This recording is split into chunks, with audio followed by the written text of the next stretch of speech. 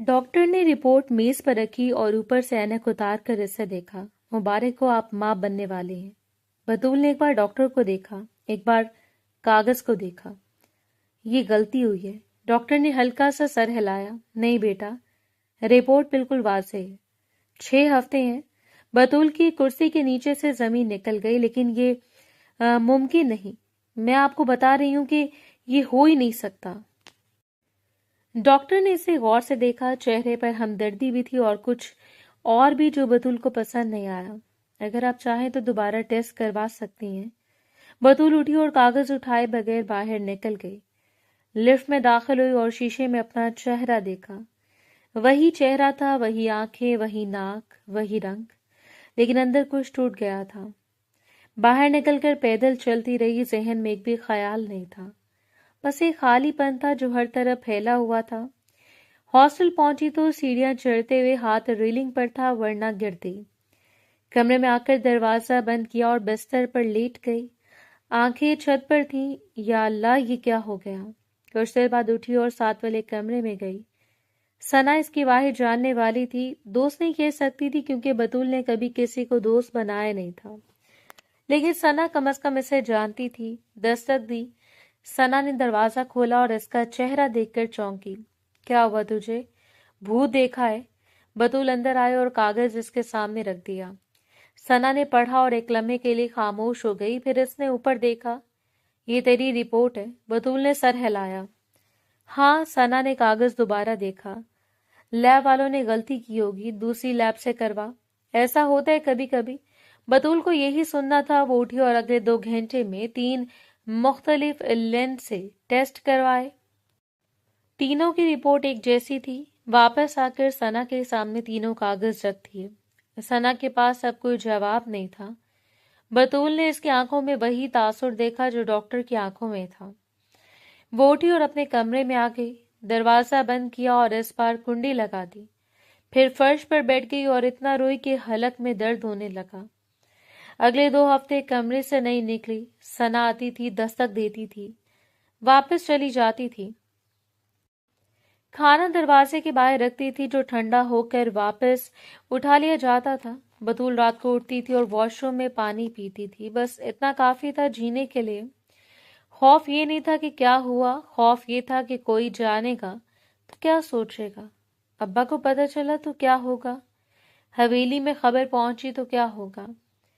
वो लड़की जिसने कभी किसी लड़की की तरफ नजर उठाकर नहीं देखा था, वो आज इस हाल में थी और इसे खुद नहीं पता था क्यों। चौथी रात वो बिस्तर पर लेटी छत को घूर रही थी कि दरवाजे के नीचे से कुछ सिरकने की आवाज आई।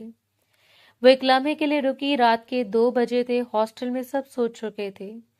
आहिस्ता से उठी और दरवाजे के करीब गई। नीचे एक सफेद लिफाफा था। इसने दरवाजा खोला और बाहर झांका।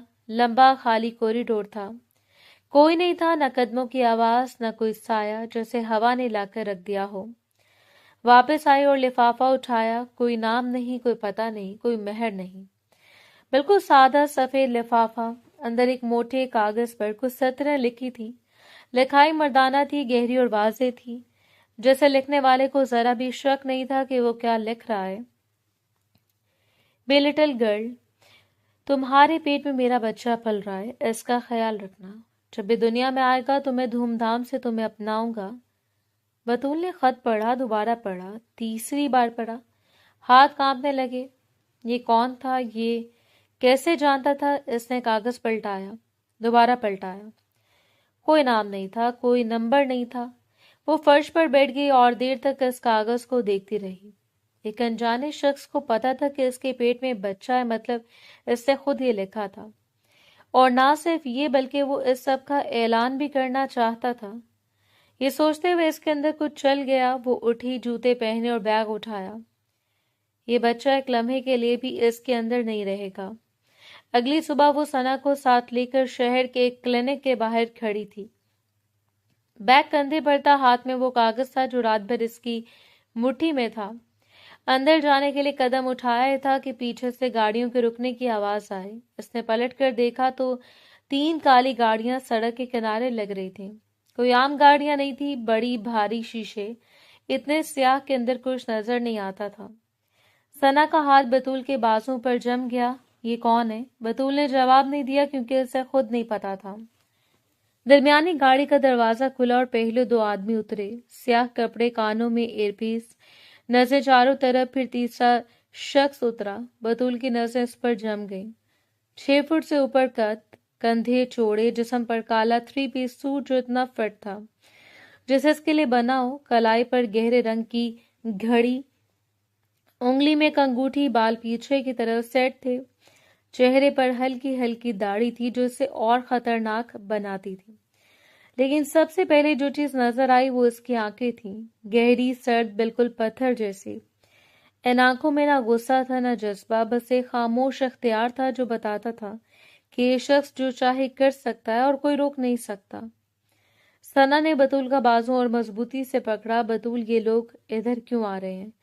लेकिन वो शख्स इधर ही आ रहा था, सीधा, बगैर रुके, बगैर इधर उधर देखे, जैसे इसे पहले से पता हो कि वो यहाँ होगी। सना ने एक कदम पीछे लिया। बतूल, मुझे डर लग रहा है, ये कोई आम आदमी नहीं है। बतूल के पांव जमीन में गिर गए थे। भागना चाहती थी लेकिन टांगों ने साथ नहीं दिया। वो शख्स करीब आया और इसके सामने रुक गया, इतने करीब कि इसकी खुशबू महसूस हुई, महंगी, भारी और कुछ ऐसी जो दिमाग में उतर जाती है। इसने नीचे देखा और बतूल को ऊपर से नीचे तक देखा, जैसे इसे देखने का पूरा हक हो। फिर इसकी आंखें बतूल की आंखों पर ठहर गईं। गाड़ी में बैठो, बस यही दो अल्फाज थे। आवाज धीमी थी लेकिन इसमें वो वजन था जो हुक्म में होता है। सना के मुंह से बेअख्तियार निकला बतूल, और बतूल इसी लम्हे समझ गई कि ये वही शख्स है जिसने वो खत लिखा था। क्लिनिक की सीढ़ियों पर खड़ी बतूल के कदमों से जैसे जमीन निकल रही थी। सामने खड़ी बड़ी सी काली गाड़ी और इससे उतरता सुल्तान, जिसके नाम का खौफ पूरे शहर में फैला हुआ था, आज एक आहनी दीवार बनकर इसका रास्ता रोके खड़ा था। सुल्तान ने एक गहरी और तीखी नजर बतूल के सफेद पड़ते चेहरे पर डाली। इसकी आंखों में एक अजीब सी फातिहाना चमक थी जिसने बतूल के अंदर डर की एक सर्द लहर दौड़ा दी थी। इसने कुछ कहना चाहा पर सुल्तान ने बड़ी मजबूती से इसका बाजू पकड़ा और इसे गाड़ी की पिछली सीट की तरफ धकेल दिया। बतूल के एहतजाजी अल्फाज इसके हलक में दम तोड़ गए, क्योंकि सुल्तान के लम्स में एक ऐसी हाकमियत थी जिसने इसे लम्हों में बेबस कर दिया था। गाड़ी का दरवाजा एक भारी और खौफनाक आवाज के साथ बंद हुआ तो बतूल को लगा जैसे इसकी जिंदगी की कैद शुरू हो गई है।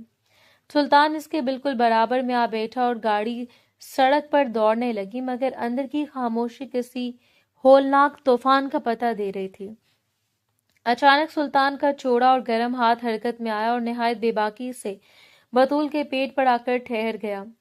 बतूल का सांस जैसे सीने में ही मंजमद हो गया और इसने घबराकर पीछे होना चाहा, मगर सुल्तान के हाथ में एक ऐसी फौलादी ताकत थी जो इसे हिलने तक नहीं दे रही थी।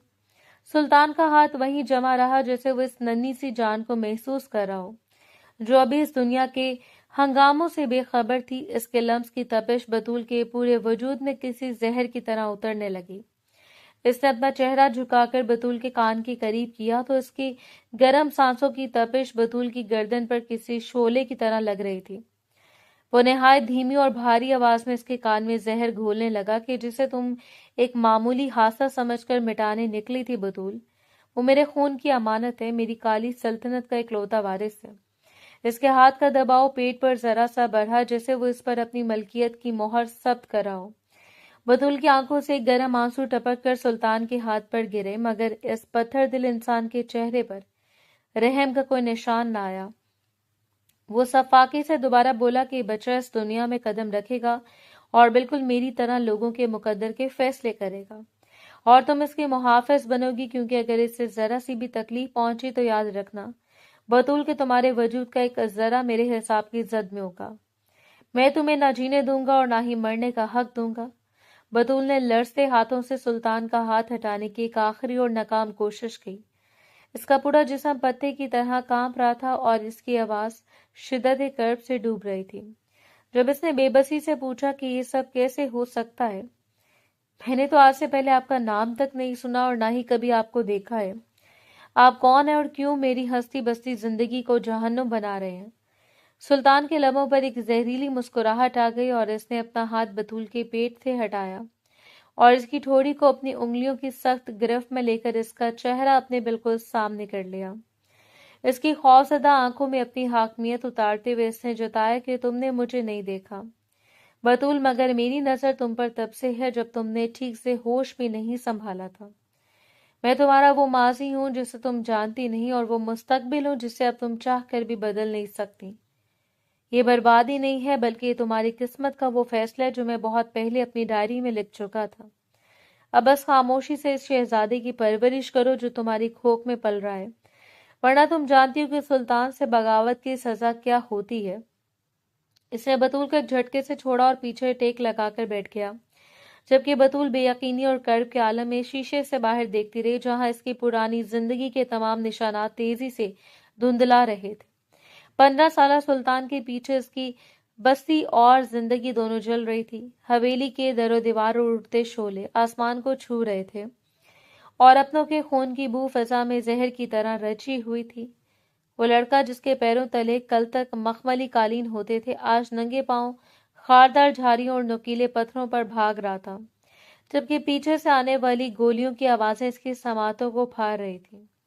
اس کی قمیض خون اور مٹی سٹی ہوئی تھی، سینے میں سانسیں کسی زخمی پرندے کی طرح اکھڑ رہی تھی، مگر رکنا موت کو دعوت دینے کے مترادف تھا۔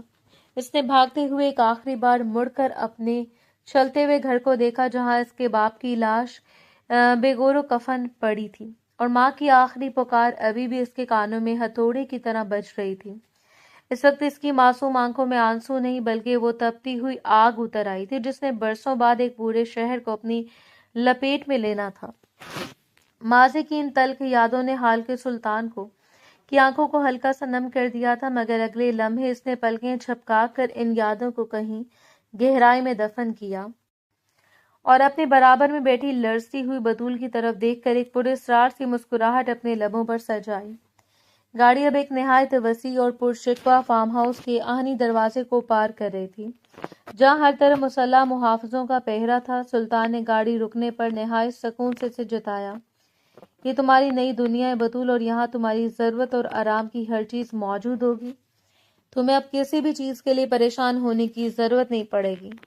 بطول نے بھیگی آنکھوں اور لرزتی آواز میں اس کی طرف دیکھا اور بڑی ہمت جمع کر کے بولی، مجھے یہ سب نہیں چاہیے، میں اپنی پڑھائی مکمل کرنا چاہتی ہوں، میرا کالج اور میرا مستقبل سب ادھورا رہ جائے گا، خدا کے لیے مجھے چھوڑ دیں، میں واپس جانا چاہتی ہوں۔ سلطان کے چہرے پر ایک سرد حاکمیت ابھری اور اس نے بطول کے چہرے کے قریب جھک کر نہایت صفاقی سے اس کی امیدوں پر پانی پھیر دیا۔ تمہیں اب کسی کالج جانے یا پڑھائی کی فکر کرنے کی کوئی ضرورت نہیں ہے، کیونکہ تمہاری زندگی کا اب صرف ایک ہی مقصد ہے اور ایک ہی فرض ہے، تم بس یہاں رہو گی اور میرے بچے کو پالو گی۔ اس کے علاوہ تمہاری دنیا میں اب کسی اور خواب کی کوئی گنجائش نہیں ہے۔ اس کے لہجے کی کاٹ بطول کے دل کے پار ہو گئی، جبکہ سلطان نے اسے وہیں بے بس چھوڑ کر گاڑی کا دروازہ کھولنے کا اشارہ کیا۔ فارم ہاؤس کے عالیشان مگر حبس زدہ کمرے میں بطول خود کو کسی پنجرے میں قید پرندے کی طرح محسوس کر رہی تھی، جہاں دیواروں پر لگی قیمتی پینٹنگز بھی اسے اپنی بے بسی کا مذاق اڑاتی لگتی تھیں۔ رات کی تاریکی گہری ہوتے کمرے کا سکوت اس کے دل کی دھڑکنوں کو تیز کر رہا تھا، اور کھڑکی سے باہر پہرا دیتے مسلح گارڈز کا سایہ اسے جینے کی ہر امید سے دور لے جا رہا تھا۔ ابھی وہ انہی سوچوں میں گم تھی کہ دروازہ ایک جھٹکے سے کھلا اور سلطان کے قدموں کی چاپ نے اسے ساکت کر دیا۔ وہ نہایت اطمینان سے چلتا ہوا اس کے مقابل آیا اور اس کے چہرے پر پھیلی وحشت کو دیکھ کر طنزیہ لہجے میں بولا، یہ کمرہ اب تمہاری نئی حقیقت ہے بطول، یہاں سے بھاگنے کا خیال بھی اپنے ذہن سے نکال دو، کیونکہ اب تمہارے قدموں کی زنجیر وہ بچہ ہے جو میرے نام کی بقا بنے گا۔ بطول نے دیوار سے لگ کر خود کو سمیٹتے ہوئے آخری بار منت کی، آپ اتنے سنگ دل کیسے ہو سکتے ہیں کہ آپ کو مجھ پر ذرا بھی رحم نہیں آتا؟ سلطان نے اس کی ٹھوڑی کو سختی سے پکڑ کر اپنا چہرہ اس کے قریب کیا اور سرد آواز میں اس کے کان میں سرگوشی کی، رحم اس دن مر گیا تھا جب میں نے اپنے باپ کی لاش کو جلتے دیکھا تھا۔ اب اس حویلی میں صرف میرا حکم چلے گا اور تمہارا کام صرف اطاعت کرنا ہے۔ اب جاؤ اور آرام کرو، کیونکہ کل سے تمہاری نئی زندگی کا باقاعدہ آغاز ہونے والا ہے، جہاں نہ کوئی ماضی ہوگا اور نہ ہی تمہاری مرضی۔ وہ اسے وہیں کرب کے سمندر میں چھوڑ کر باہر نکل گیا، جبکہ بطول فرش پر ڈھیر ہو کر اپنی تقدیر پر رونے لگی جہاں اب صرف اندھیرا اور سلطان کی حاکمیت باقی تھی۔ اگلی صبح بھی سورج کی پہلی کرن نے کمرے کو چھوا ہی تھا کہ ایک بوڑھی ملازمہ ناشتے کی ٹرے لیے داخل ہوئی اور خاموشی سے اسے میز پر رکھ کر بطول کو دیکھنے لگی، جس کی آنکھیں رات بھر رونے سے سوج چکی تھیں۔ بطول نے لرزتی آواز میں پوچھا کہ کیا اس سے کبھی یہاں سے جانے کی اجازت ملے گی؟ تو اس بوڑھی عورت نے ایک گہری آہ بھر کر جواب دیا، بیٹی، اس دہلیز کے اندر آنے کا راستہ تو سب کو معلوم ہے، مگر باہر جانے کی قیمت صرف سلطان جانتا ہے۔ تم بس اپنا خیال رکھو، کیونکہ تم اب اس گھر کی عزت اور وارث کی ماں ہو۔ یہ سن کر بطول کے پیروں تلے زمین نکل گئی اور اسے احساس ہوا کہ وہ صرف ایک قیدی نہیں بلکہ ایک مہرے کی طرح استعمال ہو رہی ہے، جس کی اپنی کوئی پہچان باقی نہیں رہی۔ اس لمحے سلطان دوبارہ کمرے میں داخل ہوا۔ اس کے ہاتھ میں کچھ کاغذات تھے جنہیں اس نے میز پر پٹکتے ہوئے سرد لہجے میں اعلان کیا، یہ ہمارے نکاح کے کاغذات ہیں بطول، دنیا کی نظر میں تم میری منکوحہ ہو اور قانونی طور پر اس بچے پر صرف میرا حق ہے۔ اب اس حقیقت کو جتنی جلدی تسلیم کر لو گی تمہارے لیے اتنا بہتر ہوگا۔ بطول نے بے یقینی سے ان کاغذات کو دیکھا جن پر اس کے فرضی دستخط موجود تھے، اور اسے لگا جیسے اس کی روح پر ایک اور کاڑی ضرب لگی ہو۔ وہ کچھ کہنے کے لیے تڑپی، مگر سلطان کی آنکھوں کی برف نے اسے دوبارہ خاموش کر دیا۔ سلطان کا لمس بطول کے وجود میں ایک عجیب سی تھر تھراہٹ پیدا کر رہا تھا۔ وہ جتنا پیچھے ہٹنے کی کوشش کرتی، سلطان کا حصار اتنا ہی تنگ ہوتا چلا جاتا، اور اس کی گرفت میں حاکمیت کے ساتھ ساتھ اب ایک بے باک جنون بھی شامل تھا۔ کمرے کی مدھم روشنی میں سلطان کا چہرہ بطول کے بالکل قریب تھا، اتنا قریب کہ ان کی سانسیں ایک دوسرے میں پیوست ہو رہی تھیں، اور بطول کی پلکیں لرزتے ہوئے بار بار جھک رہی تھی۔ سلطان نے ایک بار پھر اپنا ہاتھ نہایت نرمی مگر حق جتاتے ہوئے بطول کے پیٹ پر رکھا اور جھک کر وہاں اپنے لب رکھ دیے۔ اس کے گرم لمس نے بطول کے اندر ایک ارتعاش سا پیدا کر دیا، اور اس نے بے اختیار سلطان کے کندھوں کو تھام لیا جیسے وہ خود کو گرنے سے بچا رہی ہو۔ سلطان نے اپنا سر اٹھایا اور بطول کی مخملی رنگت پر پھیلی سرخی کو دیکھ کر اس کے لبوں کے قریب سرگوشی کی۔ تمہارا یہ جھجکنا میرے صبر کا امتحان لیتا ہے بطول۔ تم جانتی ہو کہ میں جو چاہوں وہ چھین لینے کا عادی ہوں، مگر تمہارے معاملے میں میں چاہتا ہوں کہ تم خود کو میرے حوالے کر دو۔ بطول نے کانپتے لبوں کے ساتھ نظریں چرائیں، مگر سلطان نے اس کی ٹھوڑی پکڑ کر اسے دوبارہ اپنی آنکھوں کے سحر میں جکڑ لیا اور ایک بار پھر جھک کر اس کے پیٹ کو نہایت پیار سے چوما۔ اس کا یہ انداز اتنا بولڈ اور والہانہ تھا کہ بطول کا دل سینے میں ہتھوڑے کی طرح بجنے لگا۔ وہ بار بار اسے خود سے دور کرنے کی ناکام کوشش کرتی رہی، مگر سلطان کے بازوں نے اسے کسی قیمتی متاع کی طرح اپنے گھیرے میں لے رکھا تھا۔ وہ اس کے بالوں کی لٹوں کو اپنی انگلیوں میں پدیرتے ہوئے اس کے کان کی لو کے پاس بولا، اس بچے نے تمہیں مجھ سے ہمیشہ کے لیے جوڑ دیا ہے۔ اب تم چاہ کر بھی مجھ سے دور نہیں جا سکتی، کیونکہ تمہارے جسم کا ذرہ ذرہ اب میری ملکیت بن چکا ہے۔ بطول کو محسوس ہوا جیسے اس کی ہمت جواب دے رہی ہے، اور سلطان کی قربت اس کی نفرت کو پگھلا کر کسی نامعلوم جذبے میں بدل رہی ہے۔ سلطان نے اس کے ماتھے پر ایک طویل بوسہ دیا اور پھر سے اس کے پیٹ پر ہاتھ پھیرتے ہوئے اسے اپنی آغوش میں ایسے سمیٹا جسے وہ دنیا کی تمام تلخیوں سے اسے محفوظ کر لینا چاہتا ہو۔ رومانس کا وہ خوبصورت سحر ابھی پوری طرح ٹوٹا بھی نہ تھا کہ فارم ہاؤس کی خاموشی اچانک گولیوں کی تھر تھراہٹ اور دھماکوں کی خوفناک آواز سے لرز اٹھی۔ سلطان جو ابھی بطول کے آغوش میں سکون تلاش کر رہا تھا، ایک جھٹکے سے سیدھا ہوا اور اس کی آنکھوں میں نرمی کی جگہ وہی پرانی شفافیت لوٹ آئی۔ اس نے ایک لمحے کی تاخیر کیے بغیر بطول کو بازوں سے پکڑ کر بیڈ کے نیچے دھکیلا اور خود گن تان کر دروازے کی طرف بڑھا، جہاں باہر سے چیخو پکار اور بھاگ دوڑ کی آوازیں آ رہی تھیں۔ سلطان کا چہرہ غصے سے تمتما رہا تھا اور وہ بپھڑے ہوئے شیر کی طرح دھاڑا، کون ہے یہ بدبخت جو میری حد میں گھسنے کی جرات کر رہے ہیں؟ میرے گارڈز کہاں مر گئے ہیں؟ میں ان سب کی کھال کھینچ لوں گا اگر میرے وارث یا اس کی ماں کو ذرا سی بھی خراش آئی۔ بطول جو بیڈ کے نیچے چھپی کانپ رہی تھی، گولیوں کی آوازیں سن کر اس کے دل میں جینے کی نہیں بلکہ مرنے کی ایک عجیب سی خواہش جاگ اٹھی۔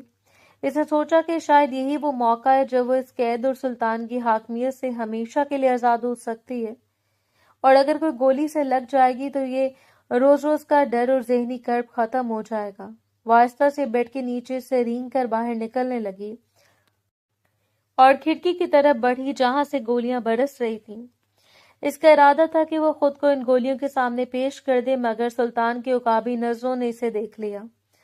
سلطان جو دشمنوں سے مقابلہ کر رہا تھا، جیسے اس نے بطول کو کھڑکی کی طرف بڑھتے دیکھا، وہ اپنی جان کی پرواہ کیے بغیر اس کی طرف جھپٹا اور اسے زور سے فرش پر گرا کر اپنے جسم کی حصار میں لے لیا۔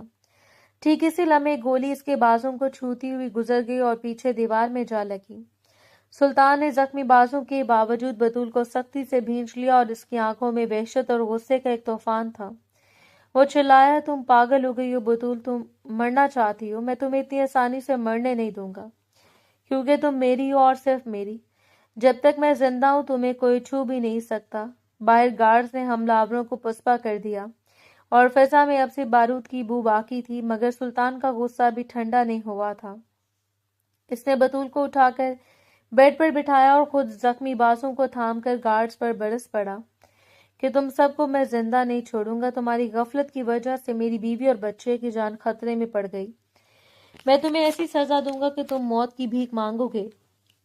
بطول پھٹی پھٹی آنکھوں سے سلطان کے اس روپ کو دیکھ رہی تھی، جس نے بھی چند لمحے پہلے اسے گولیوں کی بوچھاڑ میں ڈھال بنا کر بچایا تھا۔ اس کے دل میں ابھی محبت تو نہیں جاگی تھی، مگر سلطان کی اس دیوانگی اور بے خوفی نے اسے بری طرح متاثر کر دیا تھا۔ وہ سوچ رہی تھی کہ ایک انسان اتنا سنگ دل ہو کر بھی کسی کی حفاظت کے لیے اپنی جان ہتھیلی پر کیسے رکھ سکتا ہے۔ سلطان نے ایک جھٹکے سے مڑ کر بطول کو دیکھا اور اس کے قریب آ کر اس کے چہرے کو دونوں ہاتھوں کے پیالے میں بھر لیا۔ اس کی آنکھوں میں ابھی بھی وہی فکر تھی جو بطول نے پہلے کبھی کسی کی نظروں میں اپنے لیے نہیں دیکھی تھی۔ تم ٹھیک تو ہونا بطول، تمہیں کہیں چوٹ تو نہیں آئی؟ سلطان کی آواز میں غصے کی جگہ ایک عجیب سی لرزش تھی، جیسے اسے واقعی بطول کو کھو دینے کا خوف کھایا جا رہا ہو۔ بطول نے خاموشی سے اسے دیکھا اور اس کے زخمی بازوں کی طرف اشارہ کیا جہاں سے خون تیزی سے رس رہا تھا، مگر سلطان نے اسے نظر انداز کرتے ہوئے حکم دیا کہ تم یہیں رہو گی اور باہر نکلنے کی کوشش بھی نہیں کرو گی۔ بطول کے ذہن میں وہ منظر بار بار گھوم رہا تھا جب سلطان نے اپنی جان کی پرواہ کیے بغیر اسے کھڑکی سے دور دھکیلا تھا۔ اسے احساس ہوا کہ سلطان جتنا بھی برا سہی، اس کی حفاظت کے معاملے میں وہ دنیا کا سب سے مضبوط انسان ثابت ہوا تھا۔ اس کے دل میں سلطان کی اس مردانہ شخصیت اور جرأت کے لیے ایک انجانا سا احترام اور تاثر پیدا ہو رہا تھا جو اسے ایک نئے شہر میں جکڑ رہا تھا۔ فارم ہاؤس کے بڑے ہال میں افراتفری مچی ہوئی تھی جب سلطان کا خاص ڈاکٹر اپنے میڈیکل بیگ کے ساتھ تیزی سے داخل ہوا۔ سلطان اب بھی صوفے پر بیٹھا اپنے بہتے ہوئے خون کی پرواہ کیے بغیر گارڈز کو کڑی نظروں سے دیکھ رہا تھا، جیسے وہ اپنی غفلت پر ان سب کا خاتمہ کر دے گا۔ ڈاکٹر نے قریب آتے سلطان کے بازوں کا معائنہ کرنا چاہا، مگر سلطان نے اپنا ہاتھ اٹھا کر اسے سختی سے روکا اور بیڈ کی طرف اشارہ کیا جہاں بطول خاموشی سے بیٹھی اس ساری صورتحال کو دیکھ رہی تھی۔ سلطان کی آواز میں ایک خاص قسم کا فخر اور حاکمیت تھی جب وہ ڈاکٹر کی طرف دیکھ کر دو ٹوک لہجے میں گویا ہوا، ڈاکٹر پہلے میری بیوی بطول کا معائنہ کرو، اسے یا میرے بچے کو کوئی چھوٹی سی چوٹ بھی نہیں آنی چاہیے۔ میرے زخم کی فکر بعد میں کرنا، کیونکہ اس کی سلامتی میری پہلی ترجیح ہے۔ سلطان کے منہ سے پہلی بار سرعام اپنے لیے بیوی کا لفظ سن کر بطول کے کانوں میں جیسے سائیں سائیں ہونے لگی اور وہ بری طرح چونک کر بے یقینی سے اسے دیکھنے لگی۔ اسے صدمہ تھا کہ سلطان نے اتنی آسانی سے ایک فرضی رشتے کو حقیقت بنا کر ڈاکٹر کے سامنے پیش کر دیا تھا۔ ڈاکٹر نے بھی تھوڑی حیرت سے بطول کو دیکھا، مگر سلطان کے جاہ و جلال کے سامنے اسے کچھ بھی پوچھنے کی ہمت نہ ہوئی اور وہ خاموشی سے بطول کا چیک اپ کرنے لگا، جبکہ بطول کا دل سینے میں زور زور سے دھڑک رہا تھا اور وہ سوچ رہی تھی کہ سلطان اسے کس گہری دلدل میں دھکیل چکا ہے جہاں سے نکلنے کا اب کوئی راستہ باقی نہیں۔ جب ڈاکٹر نے تسلی کر لی کہ بطول اور بچہ دونوں مکمل محفوظ ہیں تو سلطان نے گہرا اور اطمینان بھرا سانس لیا اور پھر اپنا زخمی بازو ڈاکٹر کے سامنے پھیلا دیا۔ مرہم پٹی کے دوران اس کے ماتھے پر ایک شکن تک نہ آئی، جیسے اسے درد کا احساس ہی نہ ہو رہا ہو، مگر اس کی تیکھی نظریں مسلسل بطول پر جمی تھی، اب بھی اس کے بولے گئے الفاظ کے زیر اثر حیران و پریشان کھڑی تھی۔ سلطان نے ڈاکٹر کو رخصت کرنے کے بعد بطول کے قریب آ کر اس کے لرزتے ہاتھوں کو تھاما اور نہایت سکون سے بولا، حیران ہونے کی ضرورت نہیں ہے بطول، دنیا کی نظر میں تم سلطان کی عزت اور اس کے منگوہا ہی ہو، اور آج سے اس گھر کا ہر فرد تمہیں اس نظر سے دیکھے گا۔ اب اس سچائی کو اپنے اندر اتار لو، کیونکہ یہی تمہارا مقدر ہے اور یہی تمہاری پہچان۔ بطول کچھ کہنا چاہتی تھی، مگر سلطان کی آنکھوں میں چھپی اس گہری اپنائیت اور تحفظ کے احساس نے اسے دوبارہ خاموش ہونے پر مجبور کر دیا۔ اس سے پہلی بار یہ شدت سے احساس ہوا کہ سلطان اسے صرف قیدی نہیں رکھنا چاہتا، بلکہ وہ اسے اپنی کالی دنیا کا سب سے معتبر حصہ بنا چکا ہے۔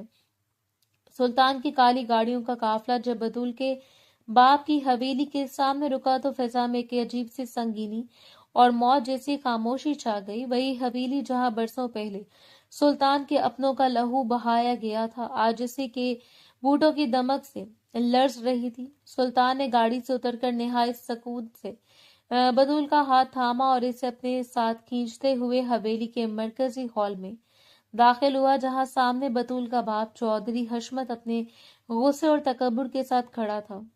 مگر جیسے اس کی نظریں سلطان کے تیکھے نقوش اور اس کی آنکھوں میں دہک تھی، انتقام کی آگ پر پڑی، اس کے ہاتھ سے سگار گر گیا اور چہرے کی رنگت لمحوں میں فک ہو گئی۔ حشمت کے قدموں تلے سے جیسے زمین نکل گئی۔ وہ ہکلاتے ہوئے بولا، سلطان تم تو مر چکے تھے، اس دن آگ میں کوئی نہیں بچا تھا۔ سلطان نے ایک زہریلی اور فاتحانہ مسکراہٹ اپنے لبوں پر سجائی اور بطول کے گرد اپنا بازو پھیلا کر اسے اپنے وجود کے قریب کر لیا۔ اس کی آنکھوں میں برسوں کی تڑپ اور آج کی جیت کا نشہ صاف جھلک رہا تھا۔ حشمت کی نظریں جب اپنی بیٹی کے زرد چہرے اور اس کی بدلتی ہوئی حالت پر پڑی تو اس کا غصہ آسمان کو چھونے لگا۔ وہ دھارا، یہ کیا تماشا ہے سلطان؟ میری بیٹی تمہارے ساتھ کیا کر رہی ہے، اور اسے اس حال میں یہاں لانے کی تمہاری ہمت کیسے ہوئی؟ سلطان نے ایک زوردار کہکا لگایا جو حویلی کے در و دیوار سے ٹکرا کر واپس آیا، اور پھر نہایت صفاقی سے حشمت کی آنکھوں میں آنکھیں ڈال کر بولا، حیرت ہو رہی ہے نا چودھری صاحب؟ جس نسل کو آپ نے مٹانے کی قسم کھائی تھی، آج وہی خون آپ کی بیٹی کی کوکھ میں پل رہا ہے۔ جی ہاں، آپ کا نواسا اور میری کالی سلطنت کا اکلوتا وارث بہت جلد اس دنیا میں قدم رکھنے والا ہے۔ یہ سنتے جیسے حشمت پر سکتہ طاری ہو گیا، اس کا چہرہ غصے اور کرب سے کالا پڑ گیا اور وہ تڑپ کر اپنی بیٹی کی طرف بڑھا، مگر سلطان کے مسلح گارڈز نے اسے وہیں جکڑ لیا۔ بطول کی ماں نے دھاڑے مار کر رونا شروع کر دیا اور وہ بے بسی سے اپنی بیٹی کو دیکھ رہی تھی، جو کسی زندہ لاش کی طرح ساکت کھڑی یہ سب دیکھ رہی تھی۔ حشمت کی آنکھوں میں خون اتر آیا تھا، وہ بے بسی سے ہاتھ پیر مار رہا تھا، مگر سلطان نے اس کے قریب جھک کر نہایت دھیمی اور زہریلی آواز میں جتایا، جس دن تم نے میرے باپ کے سینے میں گولیاں اتاری تھی، اس دن تم نے صرف ایک انسان نہیں بلکہ اپنی مستقبل بھی مار دیا تھا۔ اب دیکھو کہ تمہاری اپنی بیٹی میرا نشان بن کر مجھے خراش بھی آئی تو تمہاری بیٹی اور یہ بچہ کبھی زندہ نہیں بچیں گے۔ بطول کے باپ کی وہ بے بسی، اس کا وہ ٹوٹا ہوا تکبر اور اس کی آنکھوں میں تڑپتا ہوا غصہ دیکھ کر سلطان کے انتقام کو وہ تسکین ملی جو اسے آج تک حاصل نہ ہو سکی تھی۔ اس نے بطول کے ماتھے پر سب کے سامنے ایک طویل بوسہ دیا، جس سے وہ حشمت کے زخموں پر نمک چھڑک رہا ہو، اور پھر اسے وہیں تڑپتا چھوڑ کر فاتحانہ انداز میں مڑ گیا۔ حویلی کے در و دیوار آج برسوں پرانے اس لہو کا حساب چکتا ہوتے دیکھ رہے تھے، جبکہ بطول اپنے ہی گھر میں ایک اجنبی اور گناہ گار کی طرح کھڑے اپنے ماں باپ کی نفرت اور بے بسی کا نشانہ بنا رہی تھی۔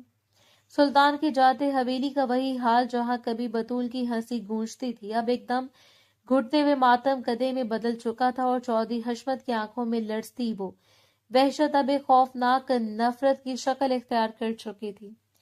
اس نے لرزتے قدموں سے بطول کی طرف بڑھ کر اس کا جبڑا اپنی سخت انگلیوں کی گرفت میں لیا اور اس کے چہرے کو جھٹکا دے کر دھارا، کاش اس دن اس ملعون سلطان کے ساتھ تجھے بھی زمین نگل لیتی۔ بطول، تو نے میری پگڑی اچھال کر اس درندے کے قدموں میں ڈال دی جس کے باپ کا سینہ میں نے خود گولیوں سے چھلنی کیا تھا۔ بطول کی آنکھوں سے آنسو کا سیلاب بہہ نکلا اور وہ ہچکیاں لیتے ہوئے اپنے باپ کے پیروں میں گر گئی، مگر حشمت نے اسے نفرت سے ٹھوکر مار کر پیچھے دھکیل دیا۔ اس کا غصہ قابو سے باہر تھا اور وہ اپنی بیٹی کو دیکھ کر ایسے تڑپ رہا تھا جیسے اس کے وجود سے اب گھن آ رہی ہو۔ بطول کی ماں نے سینہ پیٹتے ہوئے دہائی دی کہ ہائے، میری بچی کا مستقبل کیسے پھوٹا ہے کہ دشمن کا خون اپنی کوکھ میں پال رہی ہے۔ اس سے اچھا تھا کہ ہم زہر پی کر مر جاتے۔ حشمت نے دیوار پر لگی اپنی خاندانی بندوق اتار کر بطول پر تان لی اور اس کے چہرے پر وحشتناک جنون سوار تھا جب وہ چلایا، میں بھی اس گناہ کو اور تجھے ختم کر دوں گا۔ میں چودھری حشمت ہوں، میں اپنی نسل میں اس دشمن کا لہو کبھی برداشت نہیں کروں گا جس نے میرے سامنے کھڑے ہو کر آج مجھے للکارا ہے۔ بطول نے آنکھیں بند کر لیں اور موت کا انتظار کرنے لگی، کیونکہ اسے لگا کہ سلطان کی دی ہوئی اس ذلت سے موت بہتر ہے، مگر عین اسی لمحے باہر کھڑے سلطان کے مسلح گارڈز کی گنوں کی تھرتھراہٹ نے حشمت کے ہاتھ روک دیے۔ سلطان کی وہ زہریلی آواز جسے فضا میں دوبارہ گونجی کہ اگر اسے یا میرے وارث کو ایک خراش بھی آئی تو یہ حویلی تمہارا قبرستان بن جائے گی۔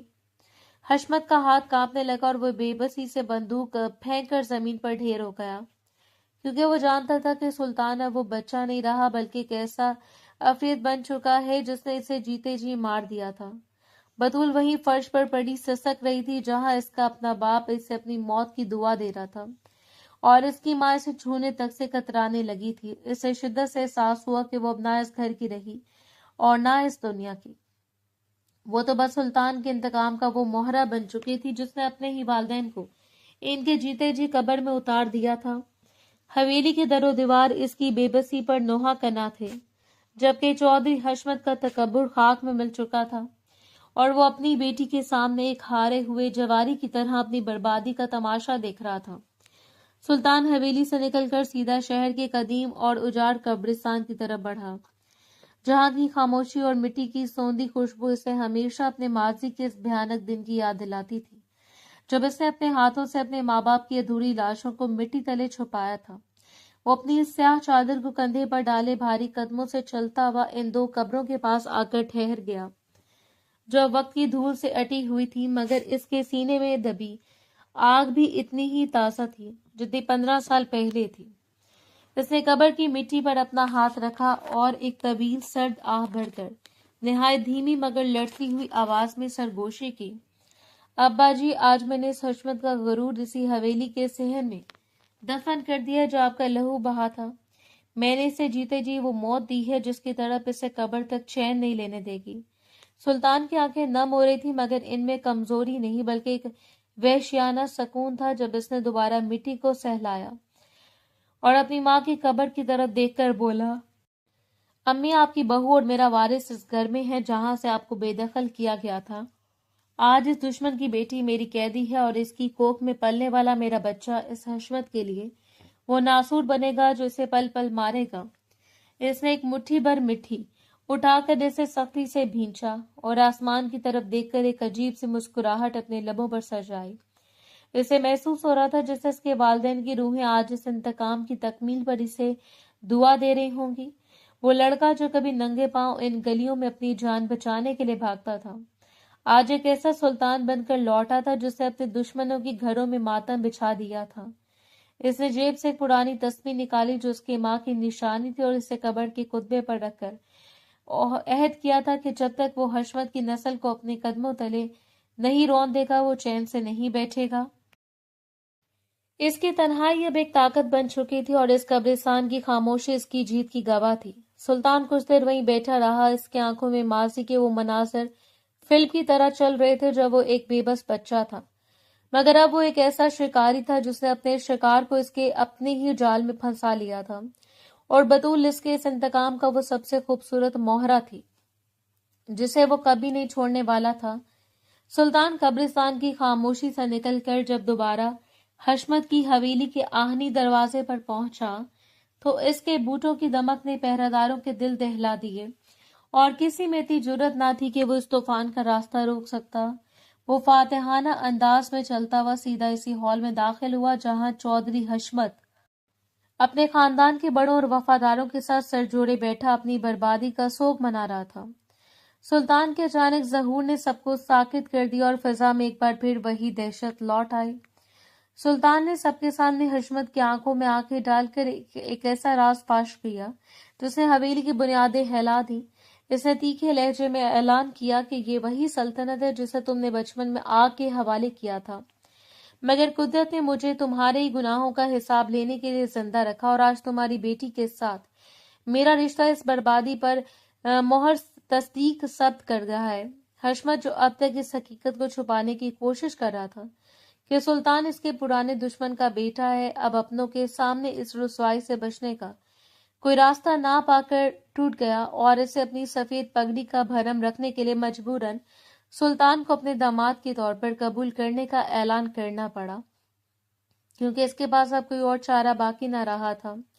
حویلی میں اس پہلی رات کا سما انتہائی بوجھل تھا، جہاں ایک طرف سلطان اپنے دشمن کے بستر پر فاتح بن کر لیٹا تھا اور دوسری طرف حشمت اپنے ہی گھر میں ایک ہارے ہوئے جواری کی طرح دیواروں کو تک رہا تھا، جبکہ بطول اپنے کمرے کی تنہائی میں اس بدلے ہوئے مقدر پر حیران تھی کہ جس دشمن کو وہ کل تک اپنا اغوا کار سمجھتی تھی، آج وہی اس کے خاندان کا باقاعدہ حصہ بن چکا تھا۔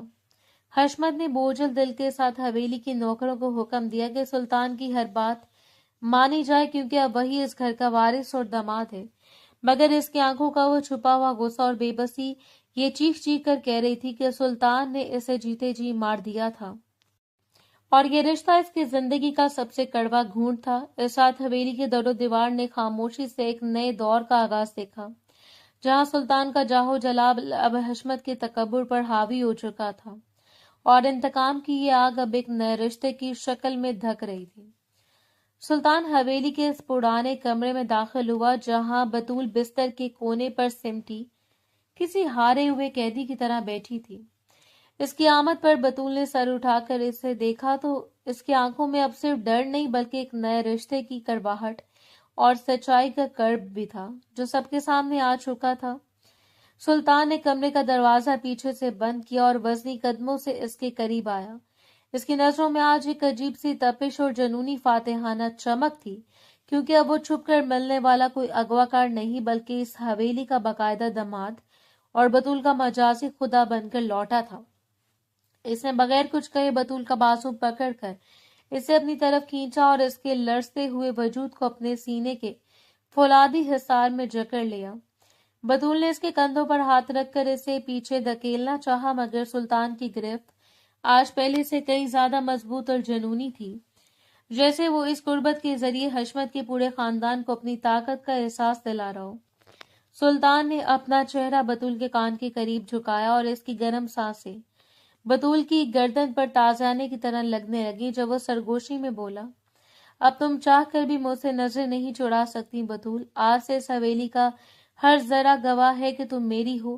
تمہارے باپ نے خود اپنے ہاتھوں سے تمہیں میرے حوالے کیا ہے، اور اب میرے اور تمہارے درمیان کوئی دیوار باقی نہیں رہی۔ بطول کی ہچکی بند گئی اور اس نے بے بسی سے اپنی آنکھیں موند لی، مگر سلطان نے اس کی ٹھوڑی کو سختی سے پکڑ کر اس کا رخ اپنی طرف کیا اور نہایت بے باکی سے اس کے لبوں کے قریب جھک گیا۔ اس کا یہ جنونی انداز بطول کے پورے وجود میں ایک ارتعاش پیدا کر رہا تھا، کیونکہ وہ جانتی تھی کہ وہ اس شخص کے رحم و کرم پر ہے جس نے اس کے باپ کا غرور خاک میں ملا دیا تھا۔ سلطان نے ایک بار پھر اس کے پیٹ پر ہاتھ رکھا جہاں اس کا وارث پل رہا تھا، اور اس بار اس کا لمس پہلے سے کہیں زیادہ گہرا اور حق جتانے والا تھا۔ اس نے بطول کو اپنے بازوں میں اٹھا کر بستر پر گرایا اور خود اس پر جھکتے ہوئے جتایا کہ یہ رات اس کے انتقام کی معراج ہے، جہاں وہ اپنے دشمن کی بیٹی کو اپنی محبت اور شدت کے حصار میں قید کر چکا ہے۔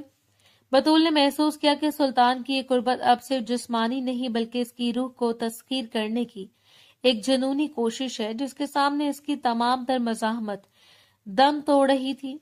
کمرے کی مدھم روشنی میں سلطان کا عکس کسی دیو ملائی شکاری کی طرح لگ رہا تھا جس نے اپنے شکار کو مکمل طور پر اپنا بنا لیا تھا۔ اگلی صبح حویلی کی فضا میں بھی ابھی پچھلی رات کا تناؤ اور سلطان کی قربت کا سحر باقی ہی تھا کہ اس کے موبائل پر آنے والے ایک پراسرار کال نے سب کچھ بدل کر رکھ دیا۔ سلطان کے چہرے پر اچانک سنجیدگی کی ایک گہری لہر آئی اور اس نے بنا کسی تاخیر کے اپنے گارڈز کو الرٹ ہونے کا اشارہ کیا، جیسے کوئی بہت بڑا محاذ اس کا منتظر ہو۔ اس نے تیزی سے اپنی جیکٹ پہنی اور بطول کے قریب آ کر اس کے ماتھے پر ایک مضبوط اور حق جتانے والا بوسہ ثبت کرتے ہوئے سرد لہجے میں بولا، بطول، مجھے ایک بہت ضروری کام سے شہر سے باہر جانا پڑ رہا ہے۔ میرے کچھ پرانے حسابات اور دشمنوں کے ٹھکانے ہیں جنہیں اب جڑ سے ختم کرنا لازمی ہے۔ تم یہیں رہو گی اور یاد رکھنا کہ میرے گارڈز سائے کی طرح تمہارے گرد موجود ہیں۔ کسی کی جرت نہیں کہ تمہیں میلی آنکھ سے بھی دیکھ سکے۔ سلطان کی جاتے حویلی ایک دم سے کسی خاموش قبرستان میں بدل گئی اور بطول خود کو ان دیواروں کے بیچ پہلے سے زیادہ تنہا اور ادھورا محسوس کرنے لگی، کیونکہ اب اسے سلطان کی موجودگی کی عادت سی ہونے لگی تھی۔ وہ اپنے کمرے کی کھڑکی کے پاس کھڑی باہر جاتی گاڑیوں کی دھول دیکھ رہی تھی کہ اچانک دروازہ کھلا اور اس کی ماں زبیدہ بیگم نہایت احتیاط سے ادھر ادھر دیکھتے ہوئے کمرے میں داخل ہوئی۔ ان کے چہرے پر خوف اور ممتا کی ایک عجیب سی کشمکش تھی جس نے بطول کو تشویش میں مبتلا کر دیا۔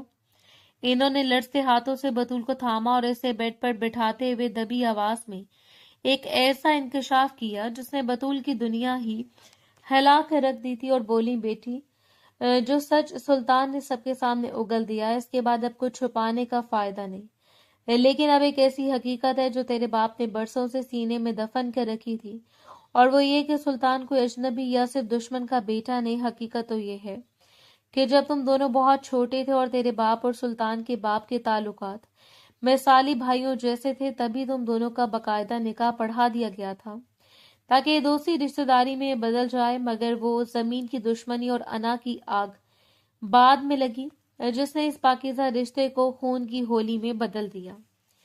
تیرے باپ نے سلطان کے پورے خاندان کو ختم کر کے اس نکاح کے تمام ثبوت مٹا دیے تھے تاکہ کسی کو کانو کان خبر نہ ہو اور تم ہمیشہ کے لیے اس رشتے سے آزاد ہو جاؤ، لیکن مقدر دیکھو کہ آج تم اسی کے وارث کی ماں بننے والی ہو جس سے تم بچپن میں منسوب کی گئی تھی۔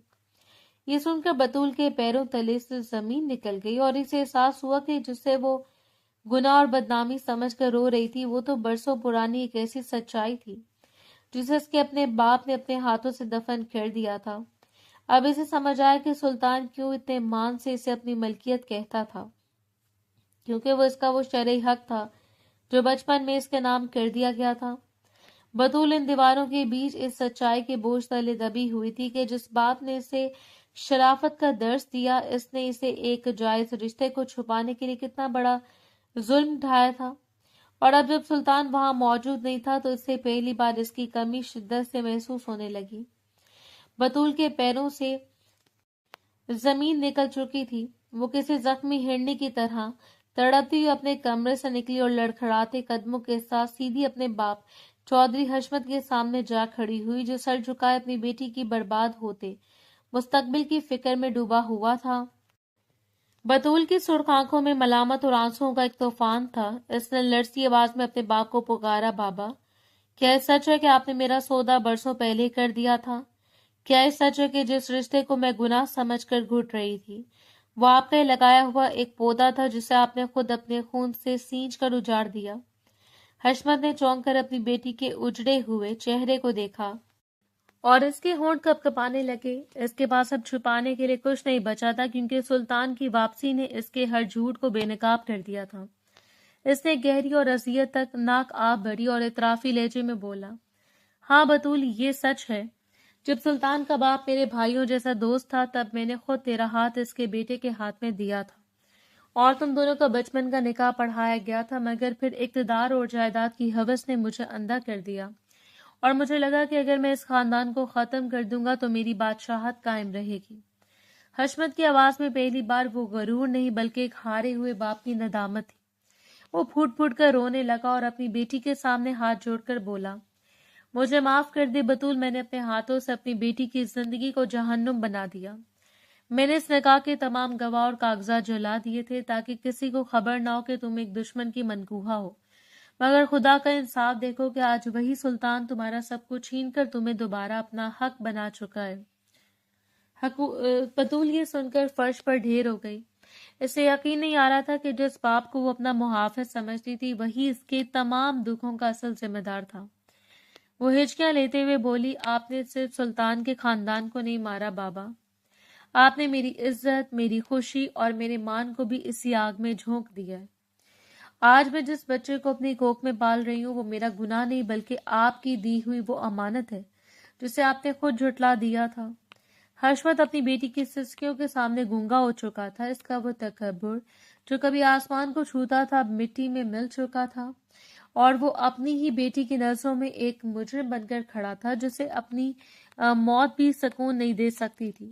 حویلی کا وہ ہال اپنے باپ بیٹی کے بین اور اعتراف جرم کی گواہی دے رہا تھا، جبکہ باہر کھڑے سلطان کے گارڈز کی موجودگی بطول کو بار بار اس حقیقت کا احساس دلا رہی تھی کہ اب اس کی زندگی کا ہر فیصلہ اس شخص کے ہاتھ میں ہے جسے اس کے اپنے باپ نے یتیم کیا تھا۔ سلطان کی روانگی کو کئی دن بیت چکے تھے، مگر حویلی کی فضاؤں میں پھیلا تعفن اور انکشافات کا زہر بطول کے وجود کو اندر سے چاٹ رہا تھا۔ وہ ہر لمحہ دروازے کی سمت دیکھتی جہاں سے سلطان گیا تھا، اور اب اسے اپنی بے چینی کی تپش اپنی روح تک محسوس ہو رہی تھی۔ اسے سمجھ نہیں آ رہا تھا کہ وہ کس جذبے کے تحت سلطان کا انتظار کر رہی ہے۔ کیا یہ وہ پرانا بچپن کا نکاح تھا جس کی سچائی نے اس کے دل میں ہمدردی پیدا کر دی تھی، یا پھر سلطان کا وہ وحشیانہ تحفظ جو اسے اپنے ہی باپ کی نفرت سے بچا رہا تھا؟ وہ رات بھر مسئلے پر بیٹھی سسکتی رہی اور کبھی کھڑکی سے باہر ان گارڈز کو دیکھتی جو سلطان کی عدم موجودگی میں بھی اس کی حاکمیت کا نشان بن کر کھڑے تھے۔ اسے بار بار سلطان کا وہ لمس یاد آتا جو اس کے پیٹ پر اپنے وارث کے لیے عقیدت بن کر ٹھہر جاتا تھا، اور اب وہی لمس اسے اپنی زندگی کا واحد سہارا لگنے لگا۔ دن گزرتے گئے اور سلطان کی کوئی خبر نہ آئی تو بطول کی بھوک پیاس اڑ گئی۔ اس کا رنگ پیلا پڑنے لگا اور وہ گھنٹوں حویلی کے برآمدے میں بیٹھ کر رستوں کو تکتی رہتی جہاں دھول کے سوا کچھ نہ تھا۔ ایسا لگ رہا تھا کہ جیسے سلطان کے بغیر یہ حویلی اس کے لیے ایک ایسی قبر بن گئی ہے جہاں اس کے اپنے ماں باپ کی نظریں اسے مجرم تو قرار دے رہی تھی۔ پھر ایک رات جب طوفانی ہواؤں نے حویلی کے کواڑوں کو جھنجھوڑنا شروع کیا تو اچانک گاڑیوں کے ہیڈ لائٹس کی روشنی دیواروں پر رقص کرنے لگی اور بطول کا دل سینے میں دھک سے رہ گیا۔ وہ دیوانہ وار نیچے کی طرف بھاگی جہاں سلطان کی گاڑی آ کر رکی تھی۔ گاڑی کا دروازہ کھلا تو سلطان باہر نکلا، مگر وہ سلطان نہیں تھا جو جاہو جلال کے ساتھ یہاں سے رخصت ہوا تھا۔ اس کا لباس جگہ جگہ سے پھٹا ہوا تھا، چہرے پر گرد و غبار کی تہیں جمی تھی، اور اس کی آنکھوں کی وہ پرانی چمک اب شدید تھکن اور ٹوٹ پھوٹ میں بدل چکی تھی۔ وہ لڑکھڑاتے قدموں کے ساتھ اندر داخل ہوا تو بطول نے آگے بڑھ کر اسے تھامنا چاہا، مگر سلطان کا توازن برقرار نہ رہا اور وہ بطول کے کندھے پر اپنا پورا بوجھ ڈال کر ڈھیر سا ہو گیا۔ اس کی سانسیں اکڑی ہوئی تھی اور وہ اتنا ٹوٹا ہوا لگ رہا تھا جیسے اس نے اپنی زندگی کی سب سے بڑی جنگ ہاری ہو۔ بطول نے اس کے زخمی اور تھکے ہوئے وجود کو سنبھالا تو اسے محسوس ہوا کہ سلطان کا جسم بخار سے تپ رہا ہے اور وہ نیم بے ہوشی کی حالت میں سے بطول کا نام پکار رہا تھا، جیسے اس طوفان میں سے صرف اسی ساحل کی تلاش تھی۔ بطول کی آنکھوں سے آنسو بہہ کر سلطان کی گرد آلود چہرے پر گرنے لگے، اور اس نے پہلی بار سلطان کو اس بے بسی کی حالت میں دیکھ کر اسے سینے سے لگا لیا۔ اسے احساس ہوا کہ یہ سنگ دل انسان بھی اندر سے کتنا زخمی ہے، جسے اپنوں کی اپنی بے وفائی اور دشمنوں کی سازشوں نے چور چور کر دیا تھا۔ سلطان نے ہذیانی کیفیت میں بطول کا ہاتھ تھاما اور ٹوٹی آواز میں بولا، بطول، میں نے سب ختم کر دیا، مگر میں خود بھی ختم ہو گیا ہوں۔ اب صرف تم ہو میرے پاس، مجھے اکیلا مت چھوڑنا۔ بطول نے اسے سہارا دے کر کمرے کی طرف بڑھایا جہاں اب ایک نیا امتحان ان کا منتظر تھا۔ اسے اب سلطان کی نفرت سے نہیں بلکہ اس کی اس خاموشی اور ٹوٹ پھوٹ سے ڈر لگ رہا تھا جو اسے ایک جیتا جاگتا انسان سے مٹی کا ڈھیر بنا رہی تھی۔ کمرے کی بوجھل فضا میں موت کی چاپ اتنی واضح تھی کہ بطول کے پور پور میں ارتعاش برپا تھا۔ مدھم پڑتی روشنی میں سلطان کا زرد پڑتا چہرہ کسی بجھتے ہوئے چراغ کے مانند لگ رہا تھا جو اپنی آخری لو دے رہا ہو۔ بطول نے لرزتے اور تھر تھرائے ہاتھوں سے جب سلطان کا خون آلود کرتا اس کے سینے سے ہٹایا تو اس کی سسکیاں ایک وحشتناک چیخ میں بدل گئیں۔ ایک گہرا سیاہ ہوتا ہوا زخم سلطان کے دل کے قریب کسی بددعا کی طرح نقش تھا جس کے ارد گرد پورے وجود کو پھیلی نیلی رگیں پکار پکار کر کہہ رہی تھیں کہ زہر اب اس کے پورے وجود کو تسخیر کر چکا تھا۔ سلطان نے کرب کی شدت سے اپنی آنکھیں موند لیں اور بطول کا ہاتھ پکڑ کر اسے زبردستی اس تپتے ہوئے زہریلے زخم پر رکھ دیا۔ اس کا لمس برف کی طرح ٹھنڈا پڑا تھا جب وہ اکھڑتی سانسوں کے ساتھ نہایت دھیمی اور رگ تمیز آواز میں گویا ہوا، دیکھو بطول، یہ ہے اس دشمنی کا آخری حساب جو ہمارے بڑوں نے برسوں پہلے خون سے شروع کی تھی۔ میں نے سوچا تھا میں فاتح بن کر لوٹوں گا اور تمہارے باپ کے سامنے تمہیں اپنا حق جتاتے ہوئے سینہ تان کر کھڑا ہوں گا، مگر قدرت کو میرے لہو کا نذرانہ ہی منظور تھا تاکہ یہ خونی کھیل ہمیشہ کے لیے دم توڑ دے۔ بطول نے دیوانہ وار اپنا سر اس کے چوڑے سینے پر رکھ دیا اور اس کے کرتے کو مٹھیوں میں بھینچ کر روتے ہوئے چلائی، سلطان خدا کے لیے ایسا مت کہیں، آپ مجھے اس موڑ پر تنہا نہیں چھوڑ سکتے جہاں ابھی ابھی مجھے آپ کے اس سچ کا پتہ چلا جو میرے وجود کی بنیاد تھا۔ ابھی تو مجھے آپ کے اس بچپن کے مان کو جیتنا ہے جسے میرے اپنے باپ نے مجھ سے چھپایا۔ آپ کو مجھے معافی مانگنے اور آپ کی محبت کو سمجھنے کا موقع تو دینا ہوگا۔ سلطان کے نیلے پڑتے لبوں پر ایک تلخ مگر بے پناہ محبت سے لبریز آخری مسکراہٹ رقص کرنے لگی۔ اس نے بڑی مشقت سے اپنا لرزتا ہوا ہاتھ اٹھا کر بطول کے بھیگے گالوں کو چھوا اور اس کے بالوں کی لٹوں کو انگلیوں میں الجھاتے ہوئے سرگوشی کی۔ معافی تو مجھے مانگنی تھی میری جان، میں نے تمہیں اپنے انتقام کی آگ میں جھونکا، تمہیں قیدی بنایا اور تمہاری معصومیت کا سودا بھی اپنی انا سے کیا، مگر یقین کرو بطول اس پتھر دل سلطان کا ہر دھڑکتا احساس صرف تمہارے قدموں کی دھول تھا۔ میں نے تمہیں جتنی شدت سے چاہا شاید کوئی انسان اپنی زندگی سے بھی اتنی محبت نہ کرتا ہو۔ اس نے ایک طویل اور تکلیف دہ سانس لیا، اس کی آنکھوں کی وہ وحشیانہ چمک اب ایک ابدی نیند کی دھند میں گم ہو رہی تھی۔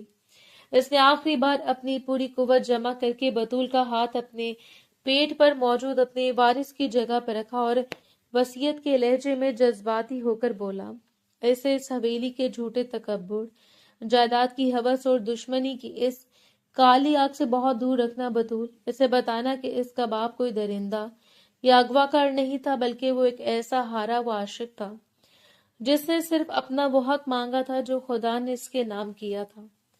میری اس قربانی کو ضائع مت ہونے دینا اور اس بچے کی معصوم آنکھوں میں وہ نفرت مت آنے دینا جو میرے اور تمہارے باپ کی نسلیں کھا گئی۔